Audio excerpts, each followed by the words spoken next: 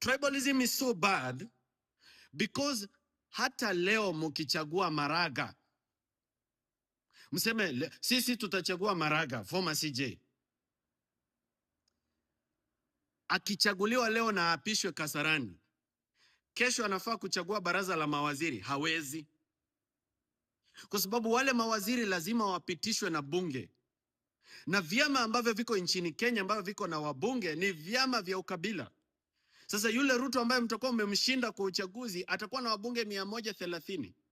Na Gachagua atakuwa na wabunge karibu 80. Hao watu wote ambao hamtataka kupigia kura ndio watakuwa na wabunge. Kwa nini? Kwa sababu ya ukabila na vyama vya kikabila. Sasa yule mtu hawezi kupitisha baraza la mawaziri.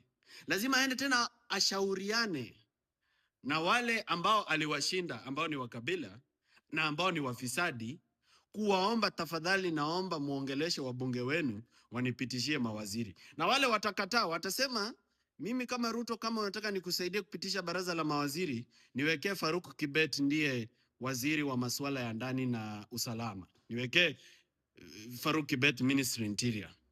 Ama niwekee Oscar Sudi CS Treasury. Hakuna kitu yule mtu atafanya kwa sababu hana wabunge. Kwa hivyo inamaanisha hii shida kama mnaamua kuibadilisha, lazima muirarue kutoka juu mpaka chini. Na inamaanisha muue ukabila, muue vyama vya kikabila. Lakini mimi nikiangalia hii Kenya mzima sioni kama Wakenya wako tayari kuacha ukabila ama kuacha ufisadi. Sababu wananchi wa Mbeere North walikuwa wanajua kwamba mgombea wao ni mfisadi, lakini walimpigia tu. Wewe ukasema aliiba kura zote. Hapana, kuna zile alipigiwa. Na wale walimpigia walijua kwamba ana kashfa ya ufisadi. Waiguru alikuwa anajulikana kwamba ameiba pesa NYS, mkamchagua gavana si mara moja lakini mara mbili. Fernandez Barasa alikuwa anajulikana kwamba ako na kesi ya ufisadi kutoka Ketraco, mkamchagua kama gavana wa Kakamega. Sasa nyinyi wa Kenya ndio mumewezesha hiyo ufisadi. Na mkiulizwa swali mahali inauma, mnakuwa wakali sana. Kwa mfano, ukiuliza Mkenya sahi ambaye yuko pale Keroka ama pale Kisii Town, ni vipi Mheshimiwa Fred Matiang'i ataregesha pesa ambazo ziliibwa zaidi ya trilioni 6 chini ya uongozi wa Uhuru Kenyatta? Hawezi kukujibu. Kwa sababu hiyo swali sasa inachoma ndani ya maini, hiyo hawataki. Wanataka tu useme Ruto ni mwizi, washangilie.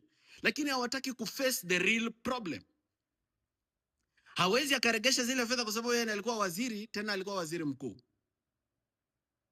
Ukiuliza mwananchi ambaye ako Nyeri sahi, pale Kiawara Market, Kieni constituency, ni vipi Gachagua atarekesha pesa ambayo iliibwa kutoka kwa Sagana River Restoration Project ambayo ilikuwa ni ya 1.2 billion na 400 million ikawekwa kwa akaunti yake? Yule mwananchi atakupiga.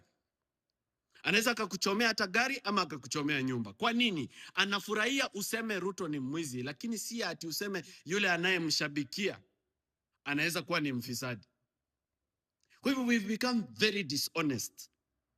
Ruto ni mfisadi kweli, lakini ama wenye wako upinzani hawana tofauti.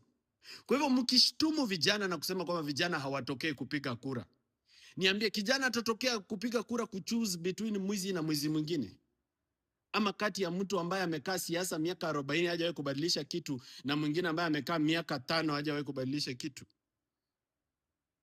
Until we create credible, different options of leaders of integrity, changing our country will be very difficult.